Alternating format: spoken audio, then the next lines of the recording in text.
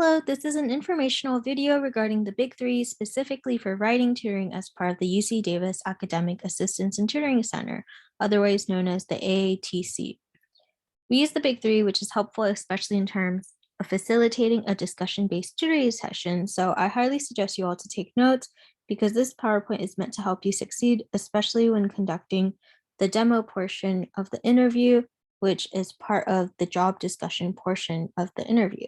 As a reminder, please check your email, including the spam or junk folder, for information regarding tutoring, to sign up for the date and time of your job discussion, and for emails following interviews if you are accepted containing onboarding instructions and etc.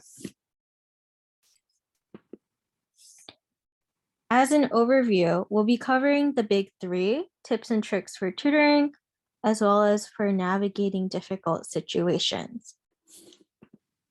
So what is the Big Three? The Big Three consists of the following: teaching by asking questions, positive reinforcement, and practice problems. For teaching by asking questions, when you're reading through your 2T's paper with your 2T and you come across an error or awkward section, you'll likely notice it before they do. So what should you do? So you want to give your 2T an opportunity to learn by pausing and asking, do you see anything funky here? Do you think you can improve anything in this part? Or simply saying, what do you think? So why do we teach by asking questions? At the AATC, we utilize teaching by asking questions because when teaching by asking questions, our intention is to gauge a response from the 2T and the current level of understanding to encourage discussion and to avoid imposing our own style. Moving on, with positive reinforcement, if a 2T gets an answer right, you want to greet them with enthusiasm. If not, you want to use compliment sandwiches. So what is a compliment sandwich exactly? A compliment sandwich allows you to sandwich constructive criticism in between two compliments and reassuring statements. So examples given include saying something like, don't worry, we're going to work through this together. And if they have a problem with, for example, their thesis, saying something like, don't worry, we're going to work through this together. I noticed that you seem to have a lot of big ideas in your thesis, but it could use a little work to be more narrow. And then saying something along the lines of acknowledging something good that they did to compliment it back. So saying like, oh, I noticed that while your thesis is a little broad, I noticed that you are very clear and specific in your topic sentences. Do you think that we could work through these two things together so we can improve your thesis?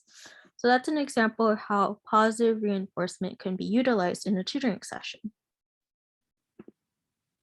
So why do we use positive reinforcement? Again, positive reinforcement is used to remind 2Ts that it's okay to make mistakes, to encourage them to keep trying, and to boost morale and help ease 2Ts.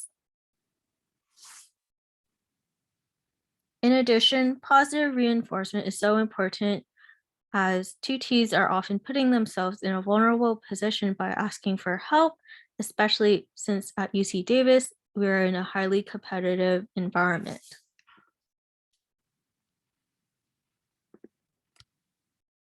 Moving on to practice problems, you're trying to explain a concept and the 2T is not following, and chances are the sentence is slightly too complex to isolate the issue if you're working through an academic paper with the 2T.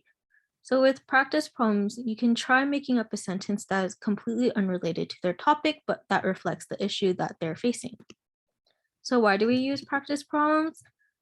Practice problems can help you ask 2Ts to try to apply what they just learned.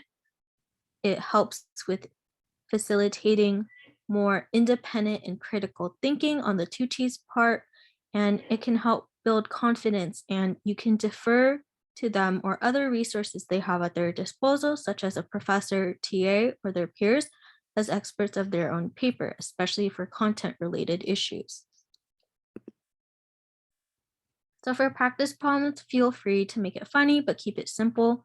Once they successfully get that example, it's time to try the real sentence again. So for example, if they're struggling with parallelism, we can break it down for the concept, and then add an additional example. For example, here we have a sentence, which is a three-pronged list where each item is a full clause, but only two of the three begin with a verb. The sentence reads, turtles might seem lazy, but they enjoy rolling over, sunning themselves, and to swim. So you want to ask them to break down the sentence to see how they can identify the issue. So if they don't see the issue when you first identify it with them, you can ask them to try doing something like this.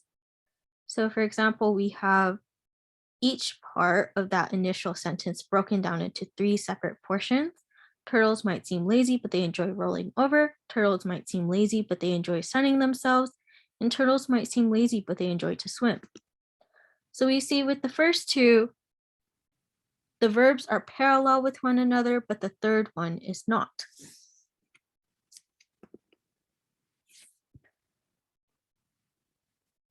Adding on with practice problems, you want to make sure that you're again asking them what they're familiar with before you ask them if they'd like a recommendation for any resources such as the Aggie Grammar Guide.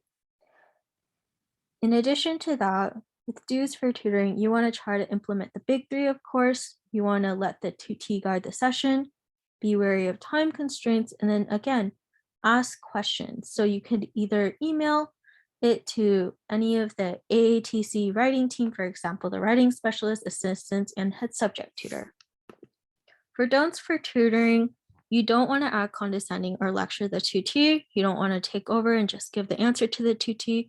And you don't want to edit their papers, especially because we have a pens down policy.